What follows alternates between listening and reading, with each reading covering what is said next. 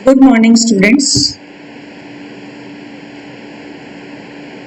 आज हम BSc part 1 biology में बॉटनी सब्जेक्ट के स्टूडेंट्स के लिए और उनके पेपर 3 के लिए BSc part 1 bio botany paper 3 के यूनिट 1 में सेल एनवेलप्स के बारे में बात करेंगे। आज हम सेल एनवेलप्स पार्ट 1 के बारे में बात करेंगे, जिसमें हम सेल वॉल का स्ट्रक्चर देखेंगे।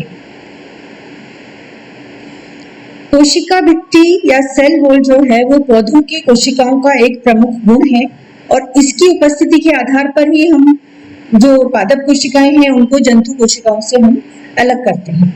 यह कोशिका का एक नॉन लिविंग एवं आउटर पार्ट है जो कि कोशिका को एक डेफिनेट शेप और सुरक्षा प्रदान करता है और इसका जो निर्माण होता है वो जीव द्रव्य द्वारा होता है। कोशिका में वृद्धि की प्रारंभिक अवस्थाओं में कोशिका भित्ति एक पतली एवं मुलायम परत की बनी हुई होती है और इसमें कैल्शियम तथा मैग्नीशियम पैक्टेट पाए जाते हैं, यानी कि इसका जो कॉम्पोजिशन होता है वो कैल्शियम और मैग्नीशियम पैक्टेट से होता है और बाद में इसमें पैक्टोज तथा सेल्यूलोज भी एकत्रित हो जाते हैं और वो लेयर्स बनाते हैं, जिसके फलस्वरूप कोशिका भित्ति का निर्माण होता है। जो प्रारंभिक कोशिका भित्ति होती है उसमें बीच में मिडिल लैमेला पाई जाती है। ये सेल वॉल का स्ट्रक्चर है। ये एक प्रारूपिक कोशिका है जिसमें हमने कोशिका अंदर साइटोप्लाज्म है, ये न्यूक्लियस है, ये वैक्यूल है बड़ा सा, और इसमें हमने सेल वॉल के स्ट्रक्चर को दिखाने की कोशिश की है और ये एक स्पष्ट एक पार्ट हमने सेल वॉल का दिखाने की कोशिश की है। सेल वॉल जो है, कोशिका भित्ति जो है वो इसको हम चार भागों में डिवाइड कर सकते हैं। Primary cell wall, secondary cell wall, tertiary cell wall and middle lamella. प्राथमिक कोशिका भित्ति, द्वितीयक कोशिका भित्ति, तृतीयक कोशिका भित्ति एवं मध्य पटलिका। तो हम यहाँ पर इसका स्ट्रक्चर देख के हम ये बात करेंगे। सामान्यतः जो ग्रीन प्लांट्स हैं, हरे पौधे हैं, उनमें जो कोशिका भित्ति है वो सेलुलोज की बनी होती है और इसके अतिरिक्त इसमें फिर हमने भी पहले भी बात की है हेमीसेलुलोज, पैक्टिन, लिग्निन आदि भी पाए जाते हैं। इसके 3 भाग होते हैं, स्पष्ट रूप से हमने ये देख लिया। जो कोशिका भित्ति है ये माइक्रोफाइब्रिल नामक महीन धागों से बनती है और ये महीन धागे जो है ये अलग अलग लंबाई एवं अलग अलग डायमीटर के हो सकते हैं, जो कि 100 से 200 एंगस्ट्रॉम तक की इनकी डायमीटर हो सकती है। So primary cell wall, this is primary cell wall. ये यहां से दिख रही है प्राइमरी सेल वॉल है। ये सबसे पहले बनती है। शुरू में माइक्रोफाइब्रिल इसमें व्यवस्थित रूप में नहीं पाए जाते, लेकिन कोशिका के परिपक्व होने पर ये माइक्रोफाइब्रिल धीरे धीरे लंबाई में व्यवस्थित होने लगते हैं और कोशिका की निचली सतह पर द्वितीयक भित्ति बनने लगती है। प्राथमिक एवं द्वितीयक भित्ति को पहचानना बहुत ज्यादा आसान नहीं होता है, बहुत बिल्कुल, क्योंकि एक दूसरे से बिल्कुल सटी हुई होती है और एक के बनने का खत्म होने से पहले ही दूसरे का बनना शुरू हो जाता है। और हालांकि प्राथमिक जो भित्ति है वो बहुत ही पतली होती है। Then secondary cell wall, secondary cell wall ये प्राथमिक कोशिका भित्ति के बनने के बाद ही दूसरे पदार्थ जमा होने पर बनती है। इस भित्ति में जो माइक्रोफाइब्रिल हैं वो समानांतर रूप से व्यवस्थित रहते हैं। कोशिका की परिपक्व अवस्था में ये भित्ति स्पष्ट रूप से मोटी परत वाली होती है और सामान्यतः जो द्वितीयक कोशिका भित्ति होती है, सेकेंडरी सेल वॉल होती है, ये खुद भी फिर 3 पार्ट्स में डिवाइडेड होती है, outer layer, middle layer and inner layer. और ये जो तीनों परतें हैं ये इसके फिजिकल और केमिकल कैरेक्टरिस्टिक्स के आधार पर हम इसको पहचान सकते हैं। अब आती है टर्शियरी सेल वॉल, जो इसमें नहीं दिखाई गई है। ये बहुत ज्यादा सेकेंडरी ग्रोथ होने के बाद में ये होती है। यह भित्ति जाइलोन नामक पदार्थ से बनती है तथा ये प्रत्येक कोशिका में नहीं पाई जाती है। जैसा मैंने पहले कहा, ये परिपक्व व निष्क्रिय कोशिकांगों तथा अन्य पदार्थों के द्वितीयक भित्ति पर जमा होने से ही ये बनती है। And last is middle lamella, मध्य पटलिका, जो हमने यहाँ पे कहा है दिस इज मिडिल लैमेला, मध्य पटलिका। ये जो बीच में जो ये प्राइमरी जो सेल वॉल है, इसके अंदर जो स्ट्रक्चर है दैट इज मिडिल लैमेला, ये मिडिल लैमेला है। यह परत दो कोशिकाओं को जोड़ती है, ये दोनों तरफ अलग अलग कोशिकाओं की जो प्राइमरी सेल वॉल है उससे जुड़ी हुई रहती है। दिस इज मिडिल लैमेला, ये इस प्राइमरी सेल वॉल से भी जुड़ी है और ये इधर इस प्राइमरी सेल वॉल से भी ये जुड़ी हुई है। दोनों कोशिकाओं की प्राइमरी सेल वॉल से ये जुड़ी रहती है और ये कैल्शियम पैक्टेट की बनी होती है। इसका जो कॉम्पोजिशन है मिडिल लैमेला का वो कैल्शियम पैक्टेट से बनी होती है। इसके घुलने से कोशिकाएं पृथक हो जाती है। जब ये डिसॉल्व हो जाएगी तो सेल्स जो है वो एक दूसरे से सेपरेट हो जाएंगी और उसके अलावा ये दोनों कोशिकाओं को, जब ये बनी होती है तो ये दोनों कोशिकाओं को आपस में जोड़े रखती है। मिडिल लैमेला तथा अन्य कोशिकाएं छोटे छोटे छिद्रों से, उनमें छोटे छोटे छिद्र होते हैं और इन छिद्रों के द्वारा एक कोशिका द्रव्य जो है वो दूसरी कोशिका में आता जाता रहता है।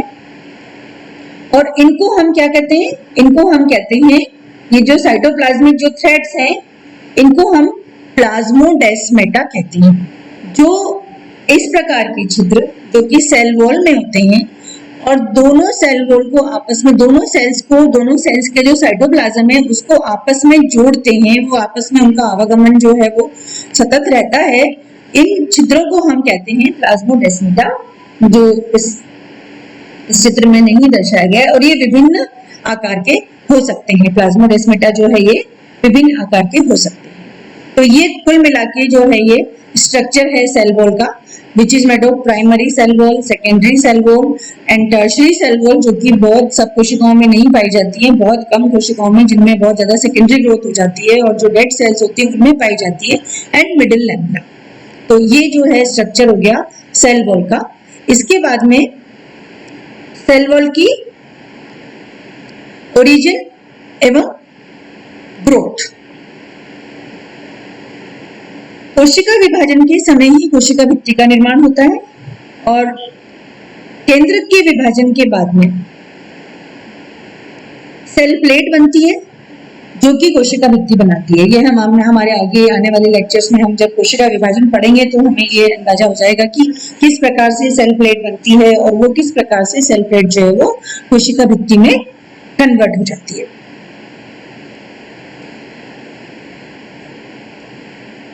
इस प्लेट में 3 परतें होती हैं, सेल प्लेट में 3 परतें होती हैं और जिसमें से जो बीच की परत है वो मिडिल लैमेला बनाती है और दोनों साइड जो परत है, मिडिल लैमेला के दोनों तरफ जो परत है वो प्राथमिक कोशिका भित्ति बनाती है। उसके बाद में दूसरे और कॉन्स्टिट्यूएंट से मिलकर सेकेंडरी वॉल बनती है और इस प्रकार से कोशिका भित्ति का ओरिजिन होता है। अब है कोशिका भित्ति की ग्रोथ किस प्रकार से होती है। तो कोशिका प्लेट में जो गोल्गाई बॉडीज हैं इनसे पैक्टिन का समावेश होकर मिडिल लैमेला का निर्माण होता है और प्लाज्मा लेमा के कारण माइक्रोफाइब्रिल्स बनते हैं। ये धीरे धीरे जमा होते रहते हैं और कोशिका भित्ति बनने के बाद लिग्निन का निर्माण होता है तथा ये माइक्रोफाइब्रिल और ये दोनों पूर्ण रूप से एकत्रित हो जाते हैं और इनको अलग से हम पहचान नहीं पाते हैं और इस प्रकार से कोशिका भित्ति का निर्माण होके और फिर इसकी जो भित्ति की जो ग्रोथ है वो 2 प्रकार से होती है, बाय इंटरसेप्शन या कणाधान वृद्धि एंड बाय अपोजिशन या स्तराधान वृद्धि। इस प्रकार की वृद्धि में जो इंटरसेप्शन है, इस प्रकार की वृद्धि में जो नया बनने वाला जो पदार्थ है वो प्राथमिक भित्ति के अंदर ही रहता है और this type of growth results in the increase in volume of the cell wall. Intussusception is responsible for the increase of volume of the cell wall. During this growth, cell wall is stretched due to which tension or gaps are created and these are filled by the new cell wall material secreted from the protoplasm in the form of particles that fill the intercellular spaces of the stretched cell wall. This is called intussusception. इंट्यूसिसेप्शन या कणाधान से क्या होता है कि इसके volume में वृद्धि होती है, सेल वॉल के वॉल्यूम में वृद्धि होती है। इसमें पहले स्ट्रेच शुरू होता है इसके जो अवयव हैं उनमें, और उन स्ट्रेचेस के बीच में फिर नए नए मटेरियल आके और वो उसमें आ जाते हैं, उसमें आके उसमें फिल कर देते हैं उस स्पेस को, जो कि पार्टिकल्स जो कि किसके द्वारा स्रावित होते हैं, वो पार्टिकल्स प्रोटोप्लाज्म के द्वारा स्रावित होने वाले पार्टिकल्स उसको उस स्पेस को फिल कर देते हैं, और इस प्रकार से जो है कोशिका भित्ति के वॉल्यूम में वृद्धि होती है। तो ये कहलाता है कणाधान वृद्धि या इंट्यूसिसेप्शन। दूसरा आता है apposition, growth due to apposition. इस प्रकार की वृद्धि में प्राथमिक भित्ति के अंदर से पदार्थों का स्तरों में जुड़ जाते हैं, लेयर्स ऐड हो जाती हैं इसमें, और इस प्रकार से द्वितीयक वृद्धि में मोटाई में वृद्धि होती है। तो ये है apposition. During this type of cell wall growth, the cell wall forming material which are secreted from the protoplasm, वही सब कुछ प्रोटोप्लाज्म से ही सीक्रेट होता है, are deposited towards the inner side of the primary cell wall in the form of layers. Intussusception में वो कणों में आके और वो ना जमा हुए थे, और यहाँ पे वो लेयर्स में आके जमा हो रहे। ये इन दोनों में अंतर है।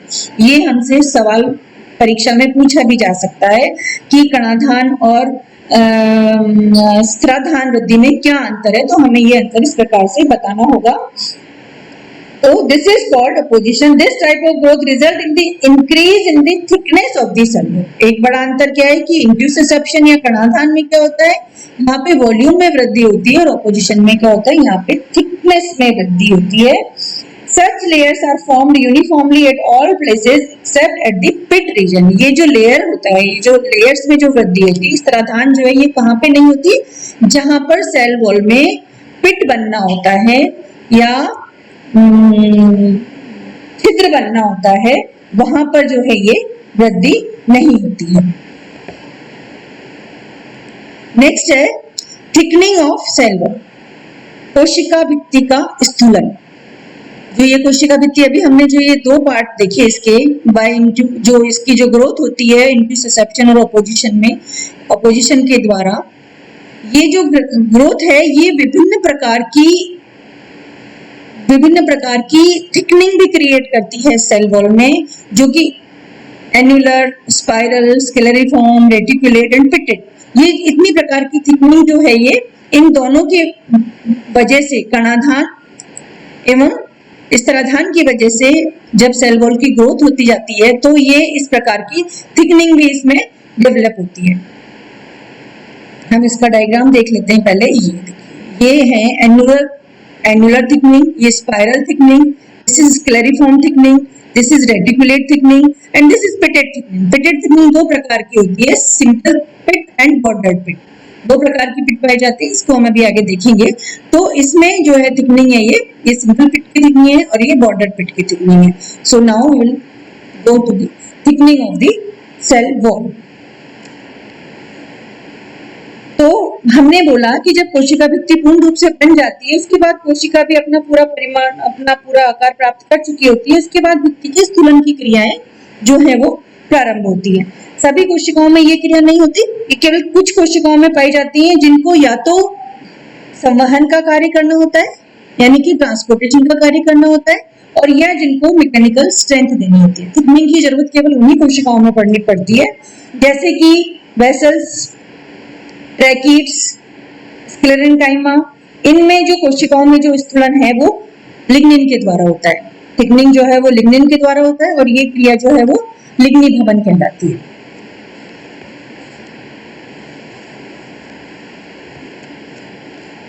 और लिग्निफिकेशन कहलाती है। लिग्निन सामान्यतः पूरी भित्ति के अंदर समान रूप से एकत्रित होकर परत नहीं बनाता है, बल्कि ये कहीं कहीं एकत्रित होता है। और स्क्लेरेन्काइमेटस सेल्स में तो ये समान रूप से थिकनिंग करके और पूरी की पूरी कोशिका में थिकनिंग करता है समान रूप से, जो कि हमारी जो दृढ़तक कोशिकाएं होती हैं, जो कि प्लांट को मैकेनिकल स्ट्रेंथ देने का काम करती हैं, उनमें तो लिग्निन जो है वो, उनका तो लिग्निफिकेशन क्या होता है, समान रूप से होता है पूरी कोशिका में, पूरी कोशिका भित्ति पर। लेकिन बाकी जो है उनमें जो है ये लिग्निन की परतें विभिन्न प्रकार से बनती है। जैसे एनुलर थिकनिंग या वलयाकार थिकनिंग, जो हमने अभी इसमें देखी, दिस इज वलयाकार या एनुलर थिकनिंग। तो एनुलर थिकनिंग में लिग्निन जब छल्लों के रूप में जमा होता है, एनल्स के रूप में जमा होता है, तो कोशिका भित्ति के अंदर की सतह पर लिग्निन जो है वो स्ट्रिप्स के रूप में जमा हो जाता है और ये पट्टियां जो है ये गोल घेरे में होती है। इस प्रकार से ये पट्टियां जो है ये गोल घेरे में होती है इसकी पूरी वॉल पे, इस प्रकार से। तो इन्हें हम क्या कहते हैं, एनुलर थिकनिंग कहते हैं। थिकनिंग जो है वो सभी में किसकी होगी, लिग्निन की होगी, और इस प्रोसेस को हम कहेंगे लिग्निफिकेशन। और जब ये एनुलर रूप में होगा, यानी कि जो सेल, जो ये पूरी जो एक ये है हमारी सेल, इसमें जो है ये सेल वॉल में इस प्रकार से एनुलर रूप में जब थिकनिंग होगी तो हम इसे कहेंगे एनुलर थिकनिंग या वलयाकार थिकनिंग। और ये जो है थिकनिंग कहाँ पाई जाती है, ये प्रोटोजाइलम की वेसल्स में पाई जाती है। दूसरा आता है स्पाइरल थिकनिंग। यहाँ पर लिग्निन एक पट्टी के रूप में जमा होता है और ये स्पाइरल बनाता है। ये भी जो है मोस्टली जो है वो ट्रैकिट, इसमें जो वेसल्स हैं जाइलम की, इसमें पाया जाता है। इसके बाद में होता है स्केलेरिफॉर्म थिकनिंग। स्केलेरिफॉर्म थिकनिंग जो है, इसमें जो लिग्निन है वो भित्ति पर पट्टियों के रूप में जमा होता है। देखिए आप, एक पट्टी, दो पट्टी, इस प्रकार से ये पट्टियों के रूप में जमा होता है और इस प्रकार की पट्टियां एक दूसरे से समानांतर किंतु कोशिका के लंबे अक्ष के समकोण पर होती है। देखो आप, कोशिका के लंबे अक्ष के समकोण पर होती है और ये इस प्रकार से सीढ़ी के डंडों की तरह दिखाई देती है, इसलिए हम इसको सीढ़ी नुमा वो कहते हैं, इसके थिकनिंग कहते हैं। ये सीढ़ी के डंडों के रूप में दिखाई दे रही है। तो ये जो लिग्निन का जो विक्षेपण है, ये विभिन्न प्रकार से होने से ही हम विभिन्न प्रकार की थिकनिंग हमें प्राप्त होती है। इसी प्रकार से रेटिकुलेट थिकनिंग, रेटिकुलेट थिकनिंग में जब ये लिग्निन की पट्टियां आड़ी तिरछी होकर एक दूसरे से जुड़ जाती हैं और ये जाल सा बना लेती हैं, तो ये रेटिकुलेट थिकनिंग कहलाती है। इस प्रकार की थिकनिंग को हम ये रेटिकुलेट थिकनिंग कहते हैं। इसके बाद में आता है पिटेट थिकनिंग। पिटेट थिकनिंग में यहाँ पर ये जो है पिटेट थिकनिंग जो है, ये जो रेटिकुलेट जो थिकनिंग थी, इसका ही थोड़ा कंडेंस्ड फॉर्म है, एक संघनित रूप है ये इसका। इस प्रकार भित्ति पर लिग्निन लगभग एक बराबर जमा हो जाती है और पूरी भित्ति स्थूलित हो जाती है। पहले तो पूरी भित्ति पर स्थूलन हो जाता है, किंतु फिर जगह जगह पर छोटे स्थान खाली रह जाते हैं और इन खाली स्थानों पर जहां पर की लिग्निन जमा नहीं हुआ है, इनको हम क्या कहते हैं, पिट्स। इनको हम पिट्स कहते हैं या गर्त कहती हैं। और ये दो प्रकार के होते हैं, simple pits and bordered pits. So this is types of thickening in cell wall। अब हम देखते हैं types of pits, simple pits and bordered pits। simple pit किसी कोशिका भित्ति को जब हम माइक्रोस्कोप में देखते हैं तो गोल, अंडाकार या कुछ वैसे दिखाई पड़ते हैं। गर्त जिस भित्ति पर भी बनते हैं उसके साथ ही कोशिका की भित्ति पर भी बनते हैं और ये पेयर्स में पाए जाते हैं।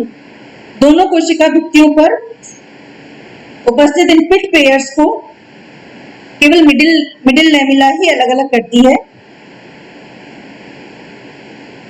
दिस टाइप ऑफ, ये मिडिल लेमिला है, बस ये ही इनको अलग करती है। दोनों साइड, ये दोनों सेल्स में ये पिट दिखाई देंगे हमको। ये मिडिल लेमिला से दोनों सेल्स अलग अलग होती है, सिर्फ ये मिडिल लेमिला ही जुड़ी हुई होती है, बाकी पिट्स दिखाई देते हैं। दिस इज सिंपल पिट।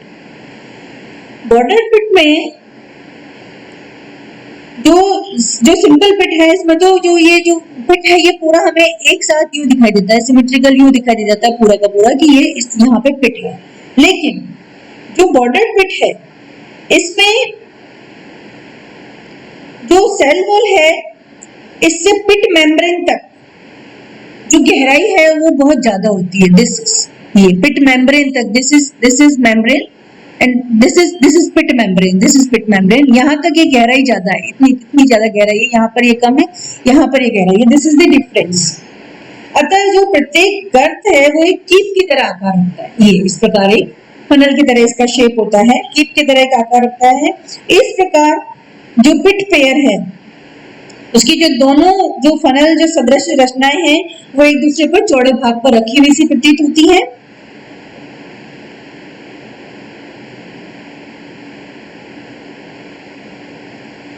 इस प्रकार का गर्त का सबसे छोटा भाग बीच में अत्यधिक स्पष्ट होता है।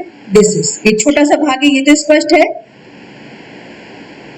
भित्ति का ऊपर की ओर जो निलंबित भाग है वो एक परिवेशन या सीमा के रूप में दिखाई देता है। ये जो ये है ना, ये कवर्ड दिखाई देता है, इस प्रकार इसलिए हम इसको क्या कहते हैं, बॉर्डर्ड पिट कहते हैं। तो ये सामने दिखने वाला भाग है ये तो छोटा सा है, लेकिन ये जो कवर्ड पार्ट है ये काफी बड़ा है, और इस प्रकार से इस पिट को हम क्या कहते हैं, बॉर्डर्ड पिट या परिवेशित गर्त। तो ये हो गए हमारे सिंपल पिट एंड बॉर्डर्ड पिट। पिट जो है दो कोशिकाओं के बीच में एक विस्तरण के स्थान है, डिफ्यूजन के स्थान है।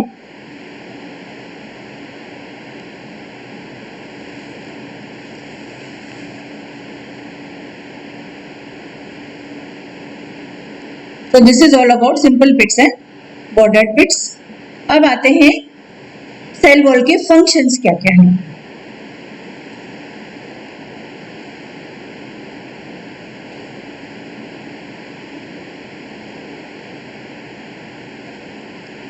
Provide mechanical strength to the cell. Cell को मैकेनिकल स्ट्रेंथ प्रदान करती है। Maintain shape of the cell, जो कोशिका है उसकी शेप को मेंटेन करके रखती है।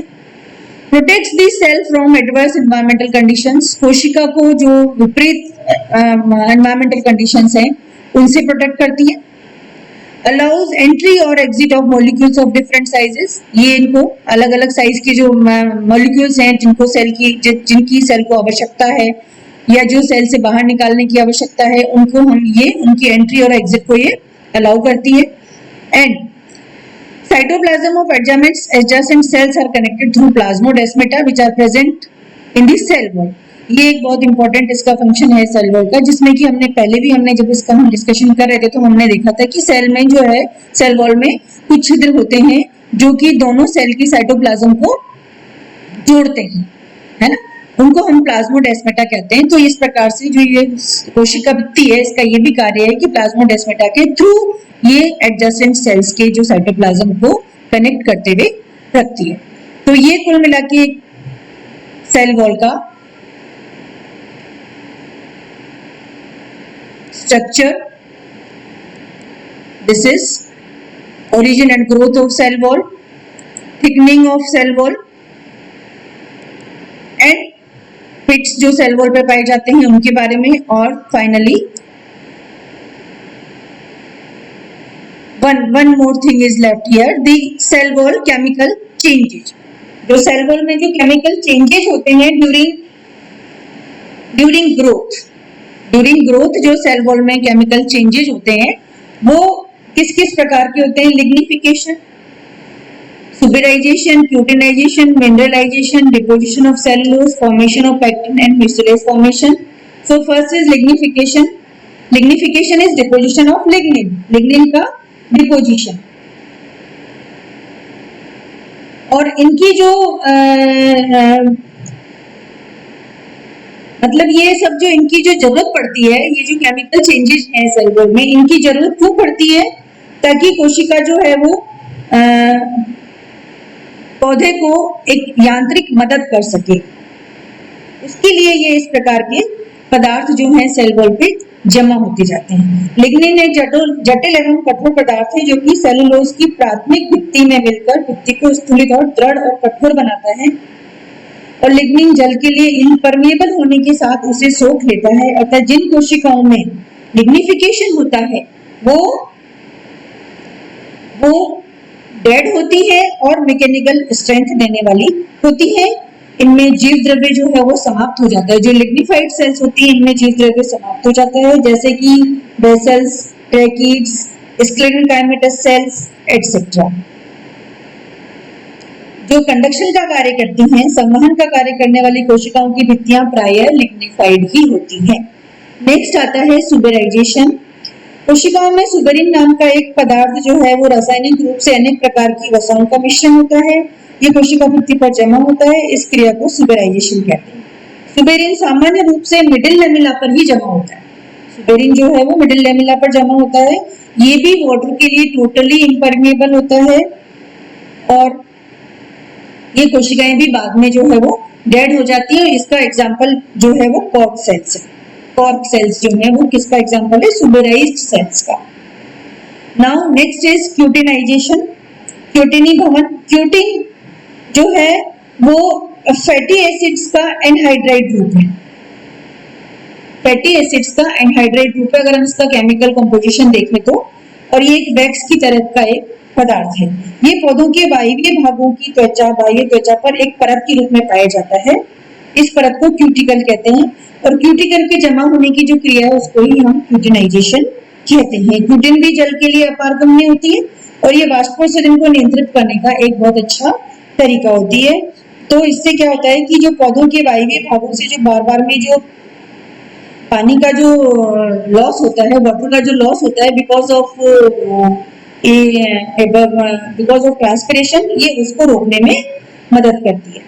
और खास करके जो हमारे जो जीरोफाइट्स है वहां पर ये बहुत ज्यादा पाया जाता है, और ये पौधों की लाइफ के लिए एक तरह से जरूरी भी होता है। नेक्स्ट आता है मिनरलाइजेशन।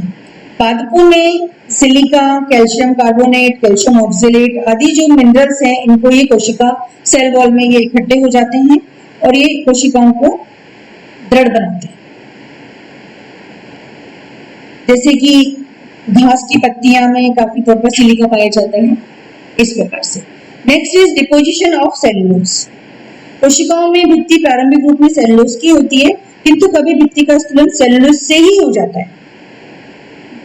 भित्ति का जो थिकनिंग है वो हमने यहाँ लिग्निफिकेशन, सुब्रेडिन, क्यूटिनाइजेशन, इनसे हमने उनके थिकनिंग की बात करी है, लेकिन यहाँ पर कभी कभी थिकनिंग जो है वो सेलुलोज से ही हो जाती है, और इसकी एग्जांपल हैं कोलेनकाइमा और फाइबर्स।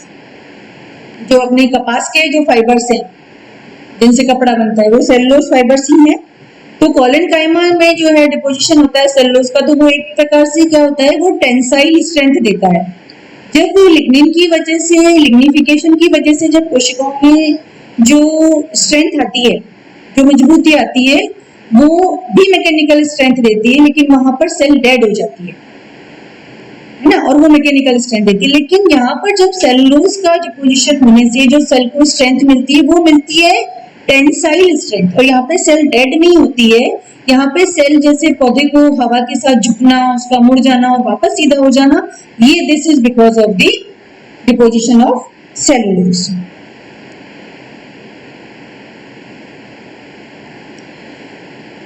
Mucilage formation. कुछ विशेष अवस्थाओं में सेलुलोज जो है वो म्यूसिलेज में डिकम्पोज हो जाता है। सेलुलोज जो है वो म्यूसिलेज में डिकम्पोज हो जाता है और काफी मात्रा में अपने अंदर जल एकत्रित करके रख लेता है और एक प्रकार से एक विस्कस लिक्विड बना लेता है। This is decomposed form of cellulose. Mucilage is decomposed form of cellulose. जैसे कि हमने एलोवेरा की जो लीफ है उनमें हमें वो जो एक जेल की तरह जो हमें पदार्थ मिलता है, दैट इज म्यूसिलेज। इसी तरह से जो गुड़हल के फूलों में हमें मिलता है, भिंडी में हमें मिलता है, ये सब जो है ये क्या है, ये म्यूसिलेज फॉर्मेशन है जो कि सेलुलोज के डिकम्पोज होने से बनता है। और इसके अलावा और भी जो पदार्थ हैं जैसे कि फॉर्मेशन ऑफ पेक्टिन, कुछ पादपों में रेजिन, टैनिन आदि भी पाए जाते हैं और ये इंटरसेलुलर स्पेसेस में, इनकी वजह से कोशिकाओं में जो है इंटरसेलुलर स्पेसेस हो जाते हैं और कई प्रकार की जैसे कि शाइजोजेनस कैविटीज, शाइजोलाइसोजेनस कैविटीज, लाइसोजेनस कैविटीज आदि कैविटीज भी कई बार इनमें बन जाती है। तो ये है जो सेल वॉल में जो केमिकल चेंजेस होते हैं इसके बारे में हमने ये देखा। इसके बाद में आता है फंक्शंस ऑफ सेल वॉल जो कि हम ऑलरेडी डिस्कस कर ही चुके हैं। तो मैं समझती हूँ आपको जो सेल वॉल है, जो सेल एनवेलप्स पार्ट 1 हमने देखा जिसमें कि हमने सेल वॉल देखा। नेक्स्ट जो इसका पार्ट है उसमें हम प्लाज्मा मेम्ब्रेन पढ़ेंगे। तो इसमें जो है आपको ये पूरा समझ में आ गया होगा सेल वॉल क्या है, उसका स्ट्रक्चर क्या है, वो किस प्रकार से बनती है, उसमें किस प्रकार से थिकनिंग होती है, उसके स्ट्रक्चर थिकनिंग के, और उसका किस प्रकार से अलग अलग प्रकार के पिट्स पाए जाते हैं, and what is the chemical changes in the cell wall, and lastly the functions of the cell wall. ये हमने देखा। मैं उम्मीद करती हूँ आपको ये मेरा लेक्चर बहुत अच्छे से समझ में आ गया होगा और आप इससे बहुत अच्छे से बेनिफिटेड होंगे। Thank you.